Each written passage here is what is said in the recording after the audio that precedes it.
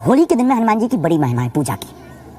रात्रि काल में होली के दिन कोई भी साधक अगर चमेली के तेल की वजह सरसों के तेल में सिंदूर को श्री सीताराम नाम का पवित्र भाव के साथ नियम विधि के अनुसार यज्ञोपवीतधारी भगवान को अगर चोला चढ़ाता है तो संसार की कोई भी कामना वो प्राप्त कर लेता है। और उस दिन एक बड़ा सुंदर उपाय किया जाता है पान का। बीड़ा पान, मीठा पान लगाकर पवित्र भाव से होली के दिन रात्रि काल में अगर श्री हनुमान जी को प्रसाद रूप में कोई भी व्यक्ति लगाता है तो उसके जीवन के हिरण्यकश्यपु जैसे समान जितने भी राक्षस संकट होते हैं उन संकटों का नाश उसी रात में हो जाता है हनुमान जी को मात्र पान का बीड़ा चढ़ाने से। और इसका उपाय बहुत से साधक होली के दिन करते हैं। जो हनुमान जी के साधक होते हैं, जो हनुमान जी के भक्त होते हैं, वो इस साधक को बहुत प्रयोग करते हैं क्योंकि होली की रात साधकों की रात होती है। साधक साधना साधता है होली की रात में। होली की रात में सकारात्मक ऊर्जा और नकारात्मक ऊर्जा दोनों का जो ज्वार होता है वो बहुत ऊंचे लेवल पर होता है। तो सकारात्मक वाले अपनी ऊर्जा को खींच लेते हैं, नकारात्मक वाले अपनी ऊर्जा को खींचते हैं। लेकिन हनुमान जी की कृपा को पाने के लिए होली की रात स्पेशल रात है। सीताराम नाम का कीर्तन करना, चोला चढ़ाना। हनुमान जी को तो वैसे हर रोज रंग लगता है चोला का रंग हनुमान जी को, लेकिन उस रात को अगर चोला चढ़ाया जाए उस रात बहुत पावरफुल होता है होली की रात का चोला। ठटरी का मतलब होता है सत्य बोध है, मतलब सत्य का बोध कराती है ठटरी। ठटरी है स्मशान की पर जाने के लिए जो शव को जिस लकड़ी की उस पर रखा जाता है वो है ठटरी, जिसको अर्थी भी कहते हैं। अर्थी भी कहते हैं, कई जगह पर अलग अलग नामों से उसको कहते हैं। तो अर्थी जो होती है उसे बुंदेलखंड में ठटरी कहते हैं। अच्छा। हाँ, क्योंकि वो लकड़ियों से मिलकर के बनती है, उस पर शव को लिटाया जाता है। तो माताएं इस भावनात्मक शब्द को बोल करके बालक को अपना गुस्सा जाहिर कर। हम कई बार विनोद में बोलते हैं, कई बार हम जोश में भी बोलते हैं। तो बोलने का मतलब हमारा ध्येय ये नहीं कि किसी का अनिष्ट हो। ठटरी एक ऐसा शब्द है जो सत्य है। हमसे एक बार एक व्यक्ति ने पूछा कि आप पर्चा बनाते हो, ऐसा पर्चा बनाओ कि जो कभी कटे ना। हमने कहा वैसे आज तक हनुमान बागेश्वर बालाजी की कृपा से कटा नहीं, लेकिन तुम्हारे लिए हम स्पेशल बनाते हैं। तो पर्चा तुम्हारा होगा, पेन तुम्हारा होगा, लेख हमारा होगा। पर्चा वो लाए, बहुत बड़े फिल्म स्टार थे, और वो पेन लाए।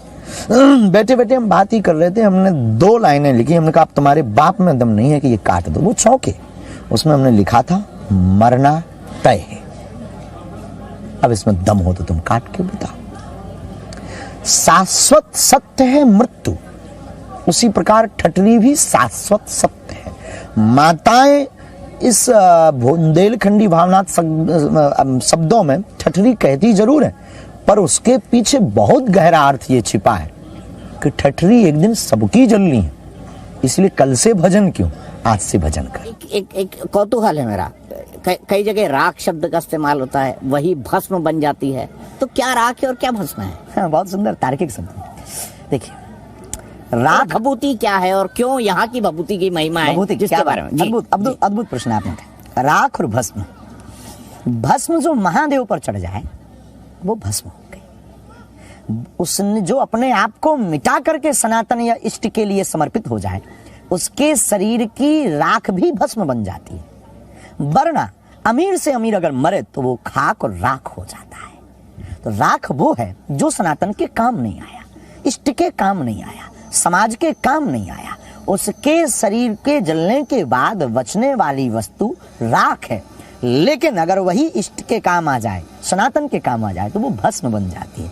लेकिन अभिमंत्रित अनुष्ठान से तिल, जवा, चावल, घी, शक्कर आदि सामग्री का प्रयोग करके लकड़ी का, छेवला की लकड़ी जो हमारे शास्त्रों में वर्णन है, उन लकड़ियों का प्रयोग करके मंत्रोच्चारण करके यज्ञ किया जाए। और यज्ञ करने के बाद उसमें दैनिक साधना, तपस्या से, उपासना से जो ऊर्जा संचित करते हैं, उस ऊर्जा को उस हवन कुंड की जो बची हुई भस्म है उसमें अगर प्रवेश करवा दिया जाए तो वो विभूति बन जाती है। और विभूति ही विभूति बनाती है, और भभूति ही भस्मीभूत होने से, राख होने से बचाती है। भभूति ही नकारात्मक ऊर्जा से बचाती है। तो हमारे शास्त्रों में भभूति का बड़ा महत्व है, और साधक सिद्ध परंपरा में तो भभूति का बड़ा महत्व है। महादेव को भस्म चढ़ाने के बाद फिर उसको लगाने का बड़ा महत्व है। तो महादेव पर, इष्ट पर चढ़ने वाली राख भस्म हो जाती, भस्म जब अभिमंत्रित हो तो वो भभूति बन जाती।